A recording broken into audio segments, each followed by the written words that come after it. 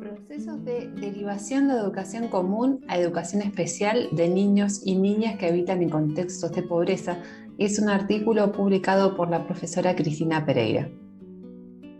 La investigación tiene como objeto de estudio las derivaciones de educación especial de estudiantes del primer ciclo de la educación primaria que habitan en contextos de pobreza. El estudio tiene como objetivo conocer y describir esos procesos de derivación mediante el enfoque etnográfico en educación. El interrogante que se plantea y somete a discusión es si estas derivaciones producen o son consecuencia de procesos de exclusión y discriminación hacia el interior del sistema educativo, patologizando y naturalizando diferencias sociales y económicas, desconfiando de las posibilidades de estas familias para constituir a sus hijos en sujetos de aprendizaje.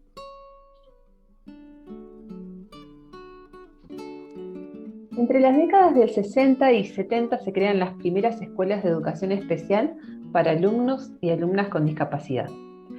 Durante la década del 80, cuando las escuelas de educación especial recibían niños y niñas derivados de las escuelas de educación comunes, los gabinetes psicotécnicos que formaban parte de estas escuelas de educación especial evaluaban a esos estudiantes y decidían su ingreso. Según el recuerdo de algunas maestras de educación especial, antes de ingresar como matrícula de la escuela, los niños y niñas pasaban por los gabinetes psicotécnicos. También las escuelas de educación especial recibían niños y niñas derivados del equipo COPASE, que es el Centro de Orientación Psicopedagógica y Apoyo Social Escolar, el cual trabajaba con problemáticas de niños y niñas que asistían a las escuelas de educación común y que luego eran derivados a las escuelas de educación especial.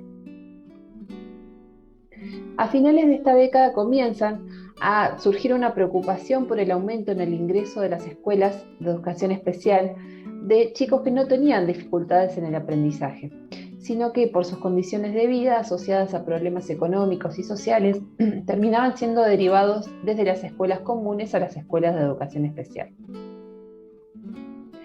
Las maestras de educación especial, junto a los equipos directivos de las escuelas, comienzan a cuestionar las derivaciones que realizaban algunas escuelas de educación común de la ciudad.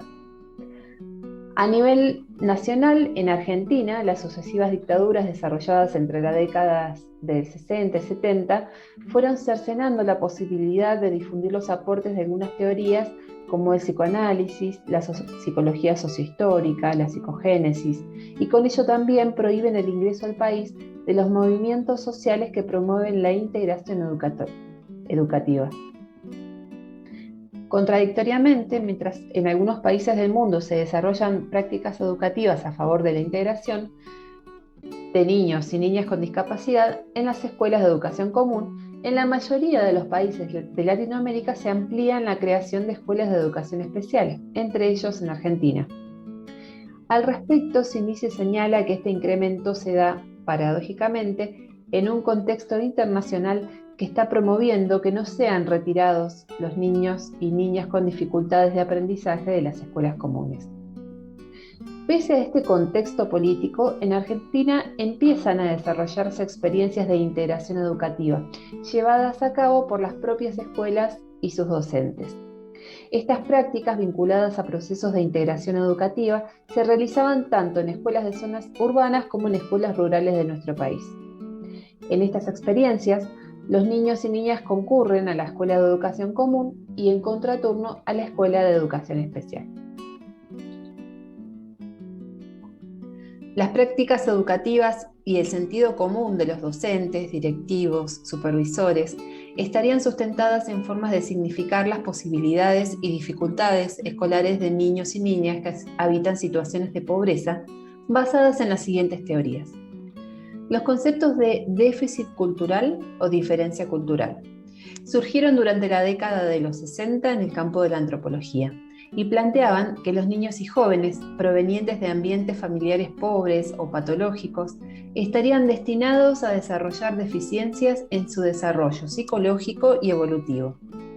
Estas perspectivas partían de una concepción de cultura etnocéntrica, de ahí que definía como déficit o privación cultural el conjunto de hábitos, valores, normas, creencias de las familias pobres con respecto a los impuestos por los sectores dominantes, los cuales son reproducidos en la institución escolar. A su vez, esta conceptualización de culturas diferenciales proviene de la noción de cultura de la pobreza, desarrollada por la Escuela Sociológica de Chicago. Según esta perspectiva, las causas de la pobreza no estaban en la estructura económica de la política y la sociedad, sino en los pobres, en sus valores y modos de ver la vida, que les impedían aprovechar las oportunidades que la sociedad le ofrece a todos por igual.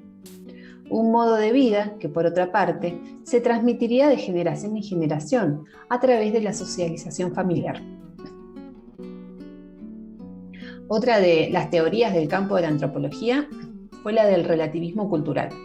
Por medio del concepto de conflicto cultural, se planteó la existencia de una distancia entre la cultura de los sectores pobres y la cultura hegemónica, representada por la escuela.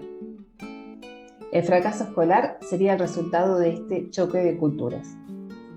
Ambas teorías parten de un concepto de cultura como si fuera una entidad autónoma respecto de los procesos sociales, políticos y económicos. Elsie Rockwell cuestiona este concepto de cultura homogénea, confrontando la diversidad de prácticas y significados que tienen lugar en la escuela. En este sentido, Neufeld plantea que cultura surge como la categoría que intenta explicar los desempeños desiguales, sobre todo en el caso de los chicos provenientes de hogares pobres. Las relaciones entre déficit y los contextos de pobreza fueron uno de los argumentos más utilizados para derivar estudiantes hacia circuitos diferenciales de educación. Con el sustento científico de los test psicométricos y el coeficiente intelectual, los niños que no aprendían en el tiempo y forma esperados en la institución eran rotulados bajo la categoría de retardo mental leve.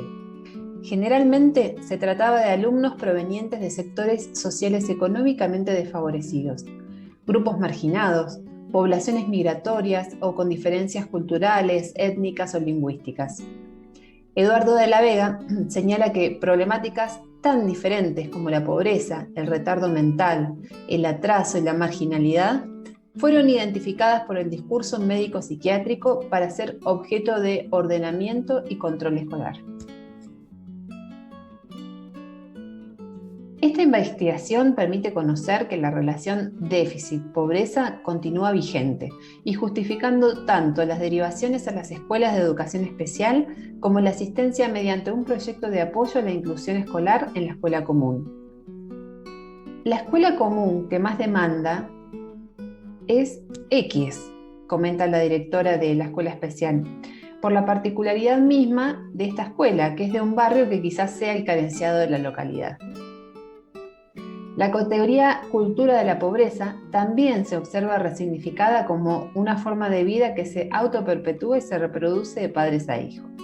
Podemos visualizarlo en estos conceptos volcados en el legajo de un estudiante. Comparte la mayor parte del día con su mamá, analfabeta, y su papá, que trabaja de albañil, pero es alfabeto. Debido a las circunstancias antes mencionadas, es un niño que no recibe estimulación de casa, como así también aún no tiene adquisición de hábitos adecuados a su edad, en cuanto al orden y el trabajo. Las derivaciones a la escuela especial han sido sustituidas en los últimos años por los pedidos de intervención al CESAC, donde se solicita que ingrese a la escuela normal una maestra de apoyo a la inclusión para acompañar a los niños que presenten dificultades en sus aprendizajes. Estos chicos integran una suerte de matrícula duplicada. Son alumnos de la escuela normal y de la escuela especial. Este tipo de intervenciones pondrían en marcha procesos complejos y contradictorios de inclusión-exclusión escolar. Por una parte, al asociar pobreza con déficit, surge la necesidad de pensar una oferta educativa adecuada y diferenciada. A su vez, esa oferta diferenciada es identificada con la escuela especial. De esta manera, opera un proceso de patologización de las desigualdades sociales y económicas.